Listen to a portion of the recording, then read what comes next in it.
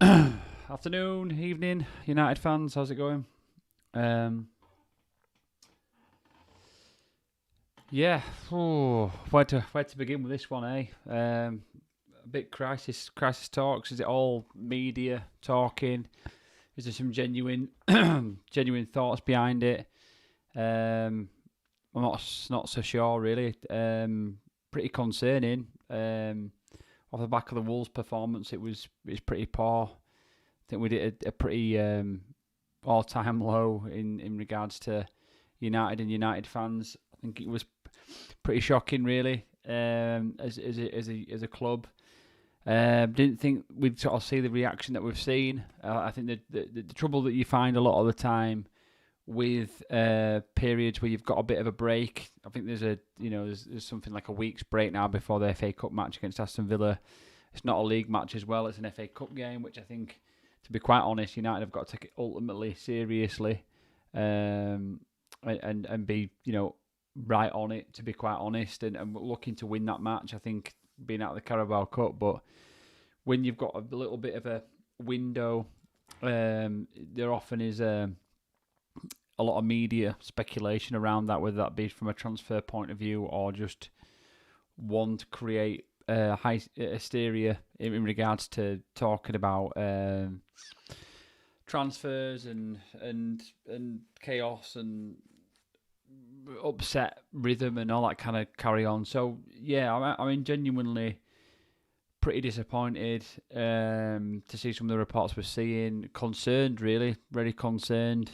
I mean, what we're going to talk about a little bit today. Just I've got some news reports from a couple of sources. One being from the good old Daily Mirror, Daily Mail, which there's a lot of a lot of news from these types of sort of broadsheet tabloid, news articles, really, and well, they're not broadsheet ones, either. They're just, I don't know. I just don't see why a lot of United fans and a lot of mainstream United channels and Twitter feeds tend to use them and use them as any source. I think they're just adding to the hysteria, adding to the commotion. It's like we're so desperate for that constantly. In this nation, we love football so much, so we want it constantly at every given moment. We've seen it with the England team when the England team goes to Europe or to a World Cup, to the Euros or to a World Cup. That the media, our media, it's been well talked about that. Our media seems to be the ones that cause the grief and the poor morale within the squad by just feeding rubbish about where the players have been on holiday or what they've been up to privately, and then they create this. They're not bothered about the England team doing well. That's what I mean. And similarly, Man United have that stature of a national team in the league. They're the biggest team in the league in terms of the history and success. And the media play on that. United have been a quiet club for a long time prior to Fergie's retirement. There was obviously we had controversy over the years. With Beckham and Rooney and Cantona, but Fergie was always good at closing that very, very quickly and putting that to bed. And we don't have that anymore. Things seem to snowball and gradually allow to snowball to the point where the snowball is so uncontrollable and so difficult to stop that it just becomes dangerous. And that's the problem we've got now. There's nobody around the club who understands it, who are in positions where they can impact things outside of football. So what I'm talking about is execs and people who are not football men who understand how football runs and how football works. Obviously, whether you take it as a positive or a negative, I'm not sure. Personally, I think it is a positive. Ed Woodward's gone, finally gone. A person I think was a leech on United and somebody who just basically sapped the club full of energy and never really did a good thing. for United. I think, signing Sancho and Varane and Ronaldo was a last gasp attempt to give himself any sort of credibility. And I think he lost that with the fans and with the club a long, long time ago, personally. So we'll see how this new appointment comes into it. We'll speak about Arnold a little bit in a small bit, really. I don't want to sort of go into that too much, but I do think there's an opportunity there where we could, that's for me where it needs to change. I think from a fan's point of view, I'm just as guilty as this, and I'm sure there's other fans who are just as guilty as this as anybody else. But you look at it on the pitch, you look at the coaches, and that's what you see, and obviously that's ultimately what happens. The results happen on the pitch. The players are there doing it themselves. Whether Ed Woodward's doing a good job or not shouldn't really affect our players losing against Wolves. But it does gradually get to that stage where that does happen. If the backroom staff isn't managed properly, if the acquisitions aren't the right acquisitions, the managers, the coaching staff, the way that we are portrayed in the media, the way that things are stubbed out when stories grow, and all those things get allowed to transpire, the wage structure, how youth players are on silly wages, how the establishment of the youth structure is created, how the upgrading of the facilities are managed, how the surrounding area and the stadium is managed, and how the upgrades are managed with that, the improvements of that. All of that has just been pretty much I wouldn't say ignored is the word, but not dealt with in the right sort of manner. When you look at Spurs, okay, they're not doing fantastically well, but the facilities are up there with some of the best in the country. Man City, Liverpool, Chelsea, clubs that have been pumping money into the stuff that's sitting behind the club. And the thing is with City, Liverpool and Chelsea is you never hear these big stories. Why do you not hear these big stories? Because when things go right, you tend to not hear these stories. You saw it with Lukaku the other day. If we'd have had a situation where Ronaldo had said, I'd love to, I've made a mistake. I should have never come to United. I should have gone to City, or I should have stayed at. I should have gone back to Madrid, or I should have gone to Lisbon. Or he said something like that, and he'd have, pissed the United fans off and said a load of stuff and angered a lot of fans and angered his teammates. Then United would have been in a situation where we'd have had to come out and deal with that. Now, if you're comparing, I'm using Ronaldo as a good example because he's similar to Lukaku in the grand scheme of the biggest acquisition they made in the summer, and Lukaku's their talisman, if you like, or should be, and Ronaldo's ours. If we'd have had a similar situation to that, we wouldn't have dealt with that situation as well as Chelsea dealt with that situation. Tuchel did the right thing. He dropped him in a big game where he needed him, kept him out, came out and said this was wrong. He shouldn't have said this, that, and the other. He's made his apology, forced him to make an apology after speaking to him. Obviously agreed on a certain number of things, and then played him in the next match. Brilliant man management. Brilliant, and that wouldn't have been just Tuchel. That would have been the backroom staff. That would have been the way the media portrayed it. Brilliant. Okay, maybe they should have stubbed it out, and somebody should have been around him saying, "Look, I don't think you should be doing this interview with wherever it was, Italian, whatever it was, the media or whatever the channel was, or whatever the paper was that he was speaking to." But it happened. But the way they dealt with it was brilliant. United are not dealing with these things as well as they should be. The poor form of Maguire allowed to transpire. The poor tactical announce of Ole Gunnar Solskjaer being spread across the media to the point where it was pathetic, and then allowed to then come on and make a farewell, which was equally as pathetic, really.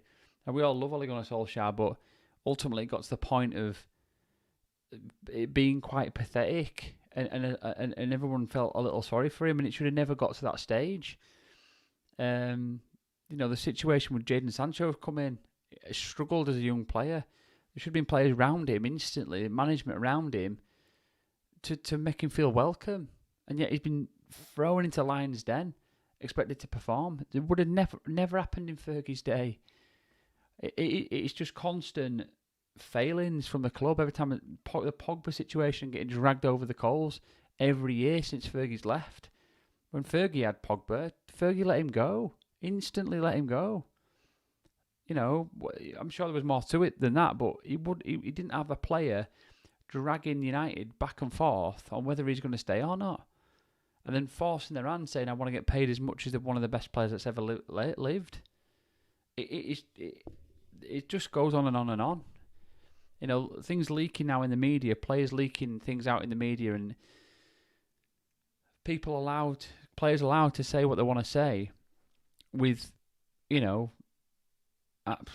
anonymously is ridiculous. It's ridiculous how players are allowed to go out in the media, say something about what's happening.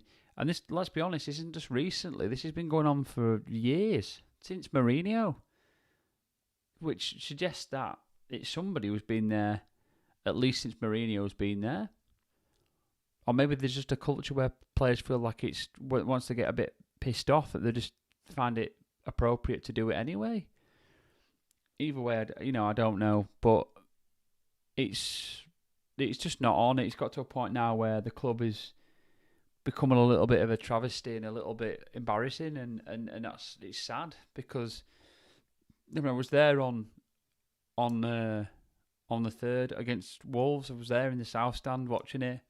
We were awful, and Wolves fans were brilliant for a corner of Old Trafford. They were absolutely beaming. I was sat with season ticket holders who didn't murmur a word all game. And the Wolves fans are absolutely deafening us. Mirrored by the performance, it was just absolutely sad to see. And I've gone to a few games this season. The Champions League games have been a bit up and down, but the performances have been a little bit better. I went to the Palace game. Everyone talking about that. The first 20-30 minutes wasn't much better, really. You know, it wasn't much better. You know, the first 20-30 minutes, yeah, but there was a flat sort of, just a flat sort of feeling about the game. A really flat feeling about the game. It's been coming, and people are blaming Rangnick now. Full out. He's had 4 games. 4 games. He's had nothing really, nothing, and these attitudes have gone on since David Moyes left. They've gone on since Van Gaal was here. They've gone on definitely when Mourinho was here. And then we've had Ole Gunnar Solskjaer,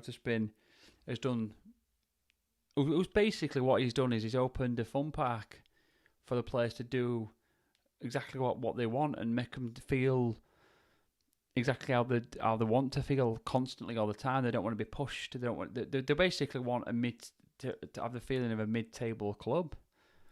That's fine.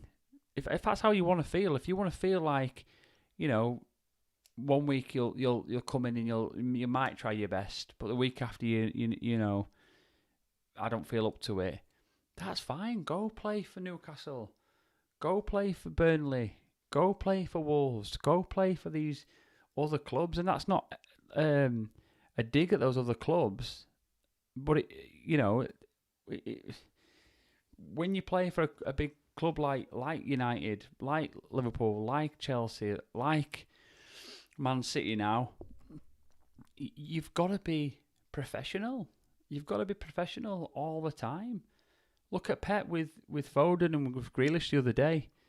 They went out. They were allowed to go out after a win against Leeds. Allowed to go out. And they took the mick. They came back in the train next day, unfit for training. And they were punished for that. There's a cause and effect to being a professional footballer at such an elite level. That's where they are. They're at the elite level. There should be one of the top 3 or 4 teams in this country and one of the top 10 teams in Europe. And we're not, and the players are not. The players aren't mentally and physically at that level. 100% not mentally at that level. Because if they were mentally at that level, they'd be doing it. And that's a problem. And when they're told otherwise, when they get told off, it's like telling a child off. It's almost like even not telling them off. They're saying, look, you've done this wrong, and the reaction you're getting back is like, tenfold. We're getting pushed too hard. We're getting this. We're getting that. We're having to work. We're having to train late at night when it's dark. Leaving training it's winter time. It's getting dark at 3:30. People work till 5 o'clock. People work till 6. People work overtime till 7 or 8. But generally everybody finishes work at 4 or 5 o'clock.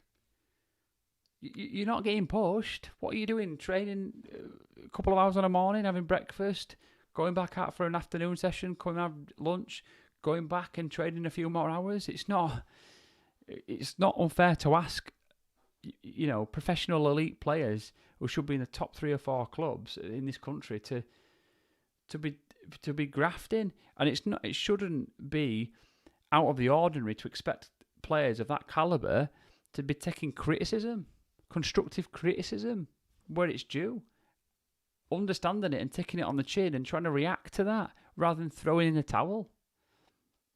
It's ridiculous. And Phil Jones showed them up the other day. Phil Jones came in, had the right sort of attitude, and he showed them up because he was playing at a level.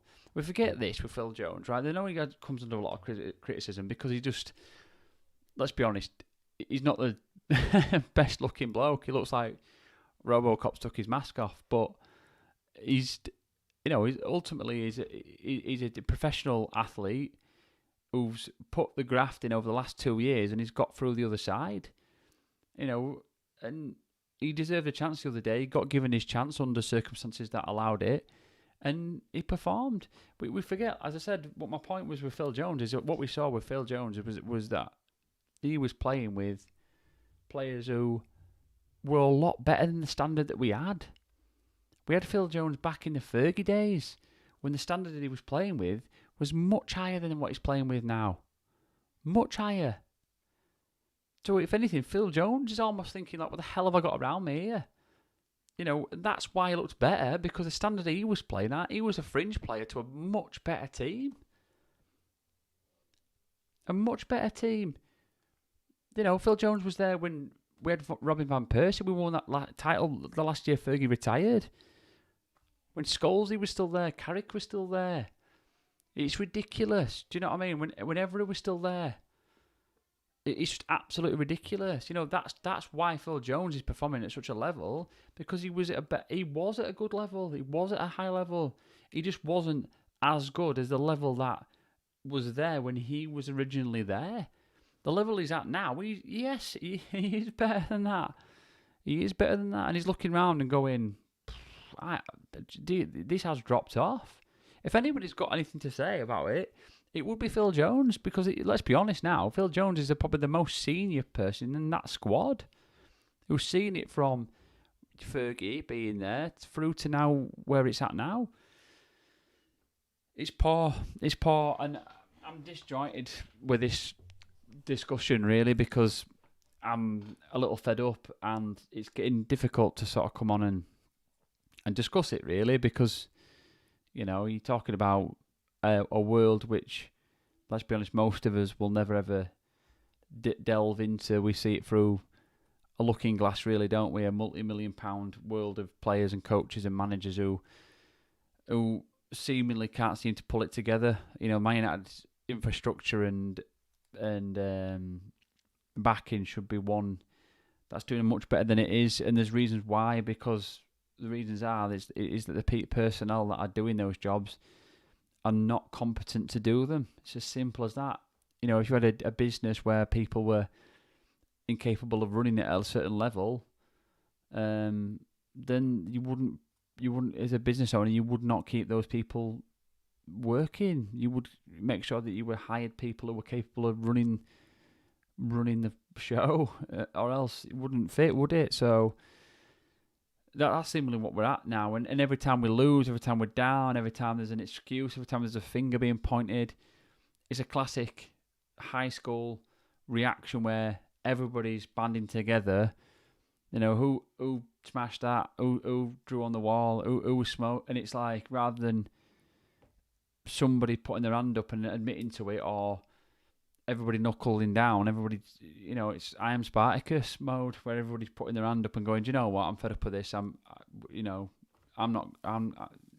blaming somebody else all the time. So it's not an I'm Spartacus mode, is it? Where everybody's putting their hand up and admitting to it at least, but you know, everybody's banding together and saying that they're upset, and that's kind of what I mean with that. But yeah, so yeah, I just wanted to talk through a little bit about that. I know I've wanged on already for 20 minutes of just nonsense, but I was hoping if anybody was on, they'd drop a comment in, and if you do drop a comment, then I'll respond. So yeah, if I see somebody come on, I'll try and comment on there.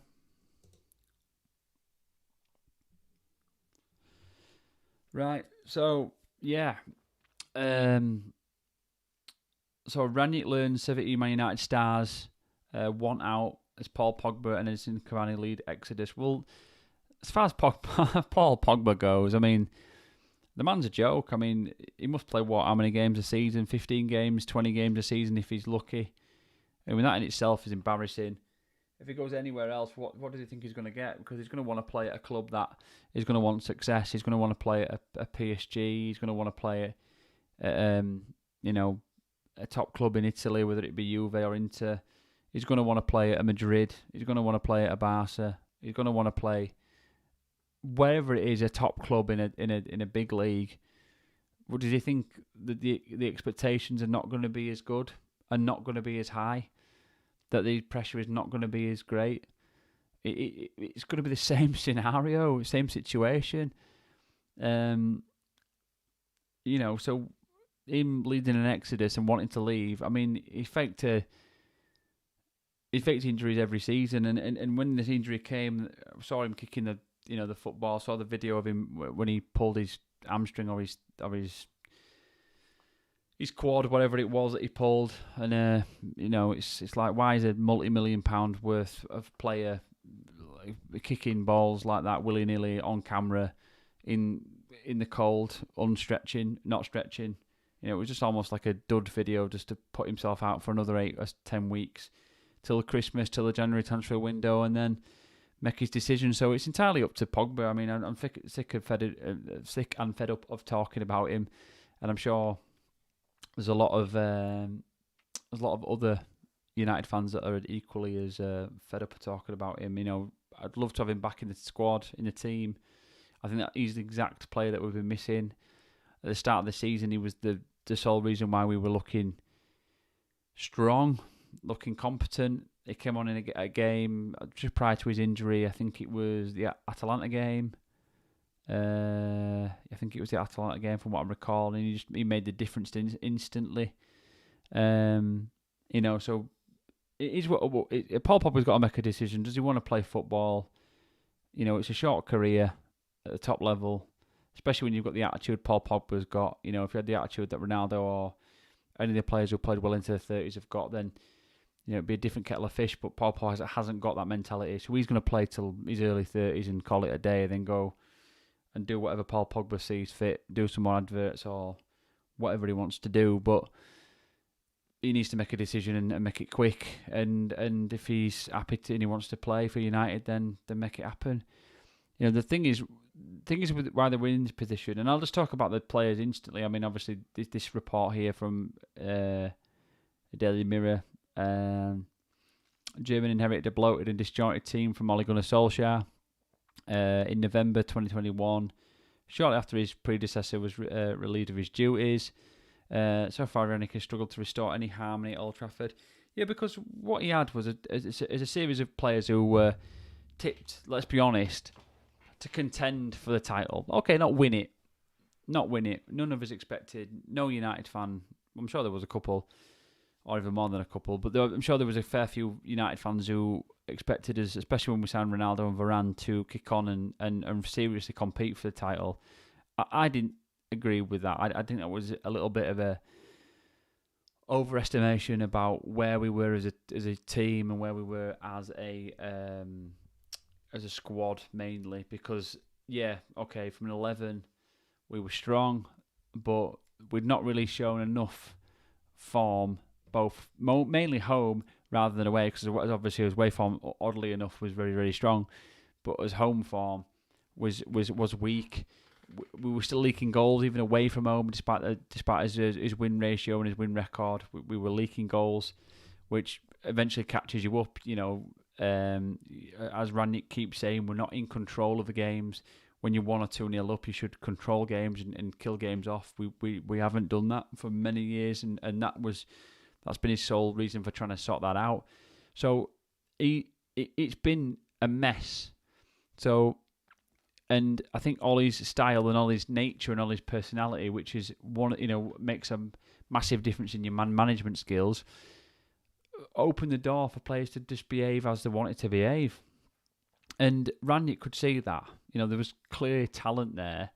These players, again, like I said, should have been competing for the title, possibly not winning it, but certainly top 4 shouldn't have been in question. Top 4 should not have been in question.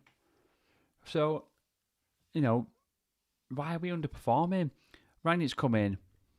He's given a couple of these players, no doubt, some home truths. Probably in front of other players, probably privately. And the players don't like it. And that's ultimately the problem here. That's why we've got apparently 17 players. Now, take it as you want. I personally, I don't feel as if it's a realistic number. Again, as I say, if these players have got any sort of bite to them, any sort of sense, there'll be some characters now that'll try and steer this back onto course. But who's going to do it? Who is going to do that? Is Maguire going to do that? The guy can't even talk to his a central defensive partner and tell him what to do. And what, you're going to seriously listen to Maguire from some of the performances he's put in recently?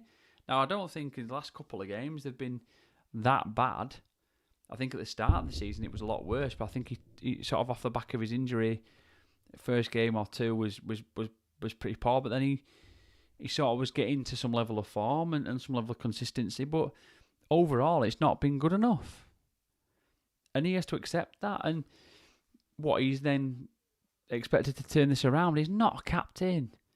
He's not a captain, and he should have been. The first thing he should be doing now is just slapping that captain's armband on the table and going, "Look, I'm not the man for the job." The person who should have got it was either David De Gea or Fernandes.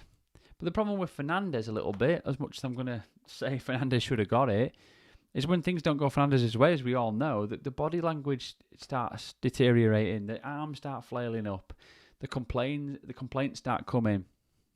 You can't have that as a captain, not in the way that he's doing it, and so we're stuck between a rock and a hard place. We haven't got anybody. The characters, the general personality of the team is wrong.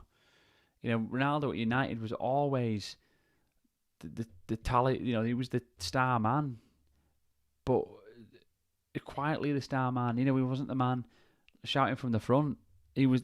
Everyone else. Roy Keane was doing that. There was people behind him. There was Ferdinand doing that for him. There was Vidic doing that for him. There was Scholesy doing that, Giggsy doing that, Rooney doing that even to a degree. There's other players and not so much Rooney in this regard, but there's other senior players that were doing that for him.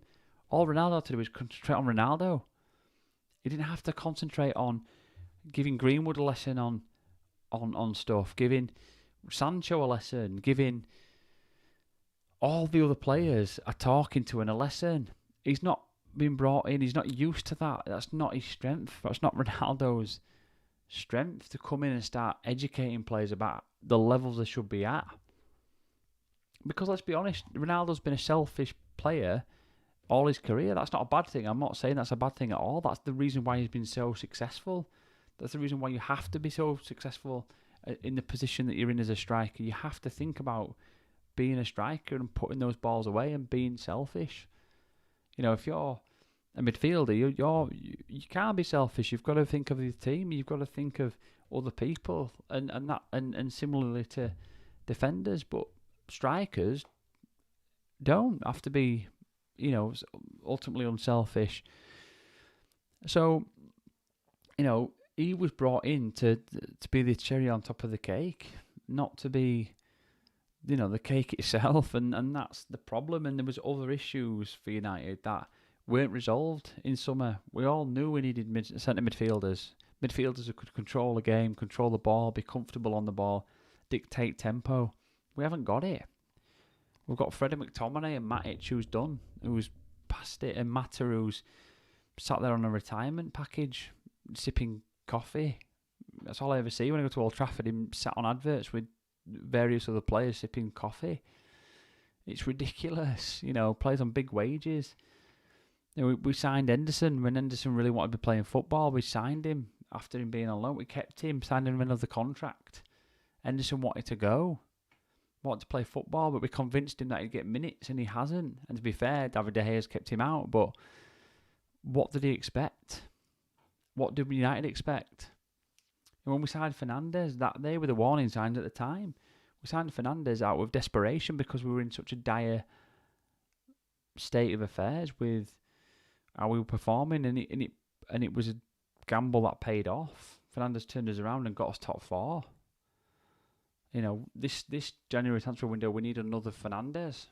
Is that going to come? I don't know. I don't think one centre midfielder is going to turn it around, and plus,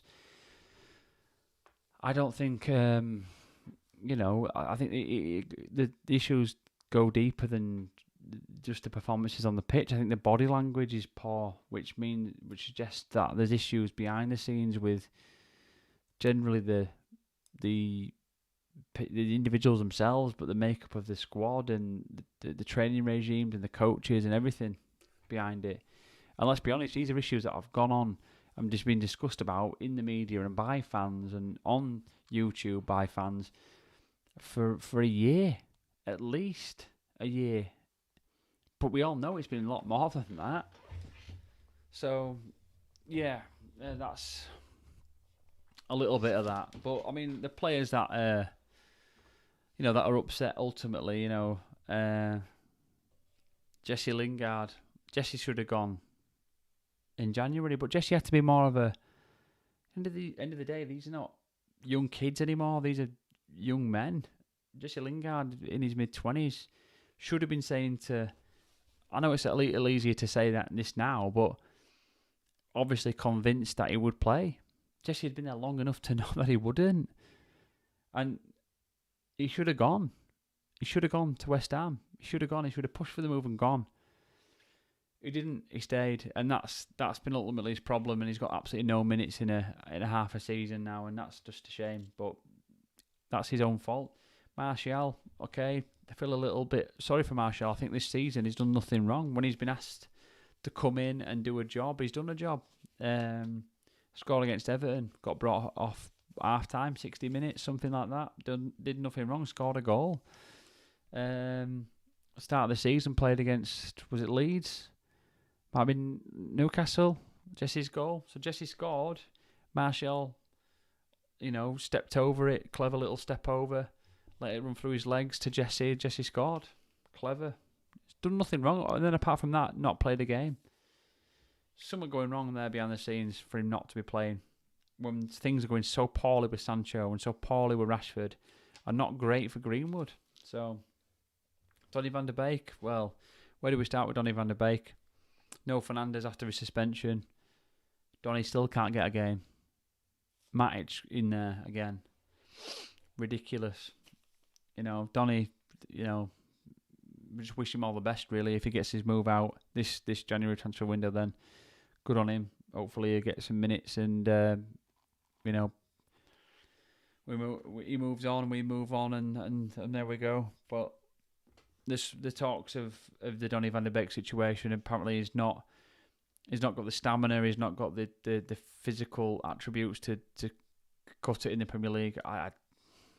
There's some players in Premier League teams that are not the quality Donny van der Beek is, and there's certainly in terms of how we're performing at the minute, what is the risk with playing him? So I honestly don't understand that one at all. Ronaldo's upset. Well, understandably, considering the level that he's expecting to be at, and then the level that he's currently at. Cavani, apparently, not sure about that one really. I think Cavani's got a lot more personal issues and personal reasons. He nearly left the club in the summer to go back home. I think it's probably more the reason why he's unhappy really with the situation. Rashford, well, I don't think anybody can be upset. If anybody's going to be upset, it's Man United fans with Rashford, not Rashford with football and with everything else. I think if anybody needs to knuckle down, it's him. What's happened to him, I don't know. I mean, he wasn't... He's done a great job at masking his performances, really. I think overall, often what Rashford will do is will pop up for a goal, he'll pop up for an assist. But generally across a game, his performances are poor, very poor. And if he pops up for a goal, it's sort of all forgotten and it's great. And then you think to yourself, well, that's what he's there to do. But not necessarily when you're playing wing forward, left or right. You're there to be a threat constantly, and he's not a threat. He runs himself into trouble. I mean, as a defender, it must be a breeze. It must just be, just watch him, and he'll just either kick the ball to me, or to my teammate, or he'll kick it out of play, or he'll run out of play, or he'll run into. He's never crossing a ball. He's never. The amount of times he could shoot against Wolves came on. He had one little break, couple of breaks. One of his passes went out of play. The first break he had, he cut inside. He did a good little run, cut inside, had a great opportunity to pull the trigger. And then he cut again, to the point where he had to turn his back to the goal and he got crowded out and lost the ball. And it's just constant theme. So, there's definitely a player in there. And I know there's a lot of United fans, because he's come from the academy and because of the stuff that he's done in a personal sense, that he gets a little bit of a longer threshold, but for me, he's got no reason to be upset with United. None at all. It's ridiculous. Luke Shaw's upset. Again, this is a player who got heavy criticism from Mourinho for his attitude. He got he's not had criticism for Ole Gunnar Solskjaer. Why? Because Ole Gunnar Solskjaer's soft. That's why. And let's get this right. Shaw, when he was in the Euros, was performing at the elite level and showing everybody in the world that he was one, if not the best left back in the world. But yet, as soon as things go slightly wrong, let's be honest, Shaw's been off form for a considerable amount of games now, where things haven't gone right. And it's funny how players all seem to land in poor form when the results aren't going well, and then suddenly from that, the attitudes are poor. Well, the attitudes are poor because you're not playing well enough. It's as simple as that. And I'm sure they'll argue there's lots of reasons behind that why that is, but we've been here before. This is the reason why I think I am now more. We're not even talking going back 2-3 years, even back to Mourinho. I'm talking about 6 months ago, a few months ago, a little bit of last season. Everyone blaming Ole, flat out blaming Ole. Tactics are wrong. Games need to change. Why are we doing the same old thing? Ole doesn't know what he's doing. He's playing the same old players. Well, Rangnick's there now, if not facing the same issues a lot sooner. If anything, he's turned the dressing room against him. Why? Because Rangnick's trying to come in there and slam the hammer down and go, no, I'm not having this. You're underperforming all here, and these are the reasons why you need to shape up. And players like Shaw and Rashford and and Jesse and players like that are upset because they're not used to getting told that. And as soon as they do that, then it's all like on social media, leaking stories, and trying to get another manager sacked. Well, this is where the Man United hierarchy, need to jump all over this and nip it in the bud and support the manager and support the philosophy. Fernandes upset. Well, I mean, yeah. I mean, has he got any right to be upset? I suppose. I mean, he's been the one player really for last season and the season before that.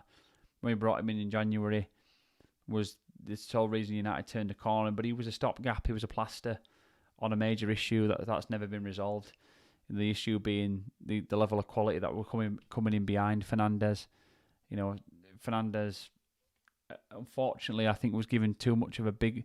You brought Fernandes into a Man United squad in 2008 and 9. You know, Fernandes would have been a very small voice in a big crowd of quality players. You know, he wouldn't have had the same. And I'm talking about Fernandes, the quality that we've seen recently, seen last season, the season before that. You know, I'm not talking about a Fernandes who's come in who's 19, 20. I'm talking about Fernandes who's come in as we know him. He would have had a voice, very, very, very small voice in a very, very big squad and a quality squad in 08. You know, the difference now being he's coming to a squad now where there's not a great deal of quality. He's clearly the main man instantly, and he's thrown his weight about, and he's done that for a season and a half now, if not two. Well, this should be now 2 seasons, won't it, from January? So it's that's not helped. The situation at United's allowed that to happen, which is not great. And the list goes on, really, doesn't it? I mean, this is gonna get worse before it gets better. If I'm brutally honest, I think we've got to win that game against Villa next week, because if we don't, is it next week? Is it the 10th? I think what day is that? Monday the 10th, and Monday next week. So we've got to win that game. Really, it's a must-win game, and we'll see from there. I think he's got to go with a strong side. I think the fixtures are pretty kind from that. He's then got a week. He's got 5 days till the next Villa game away. Again, it's Villa is a must-win game, but he's got 5 days to recover. So he's got to go into that game next Monday. It's Friday now. He's had since Monday now. He's had a full week, 7 days to recover the players. He had 2 days off, which was a joke. I'll not even go into that. 2 days off to recover the players, and then he's going to have a full 7 days to get them back ready to go to play against Villa. So for me, I would be playing a very, very strong side, knowing full well that I've got 5 days again till the next Premier League match against Villa on Saturday. He's obviously then got a quick turnaround of I'll say quick. He's got another 4 days, Sunday to Wednesday, to turn that around, ready for the game against Brentford. And then things tend to level out. Then he's got another 4 days, 3 days for West Ham. But then the next game's not till the 8th. So there's obviously it must be an international break in there somewhere. It's like 2 weeks there. But the fixtures are kind. So Villa, Brentford, West Ham obviously tricky, but Villa, Brentford, West Ham, Burnley, Southampton, Leeds. The fixtures are kind over the next sort of 6 fixtures. And the gaps in between them are good. 5 days, 4 days, 4 days. The gaps are good. He's got to go into the FA Cup game with every intention of blitzing that game with a strong team. His team that he wants to basically take to every game. There's no reason why not. He might see that as an opportunity to sort of rest players or try other players. It'd be a waste of time. Considering the form that we're currently on, it would be an absolute waste of time to rest players for that FA Cup match. So he's got to use that as an opportunity to really try out his team and his players.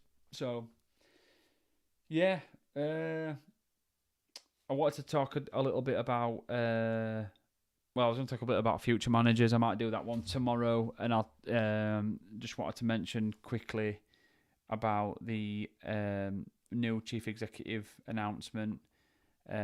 Richard Arnold, formerly group managing director. Didn't say a great deal, to be honest. Just would like to thank Ed for his tireless work.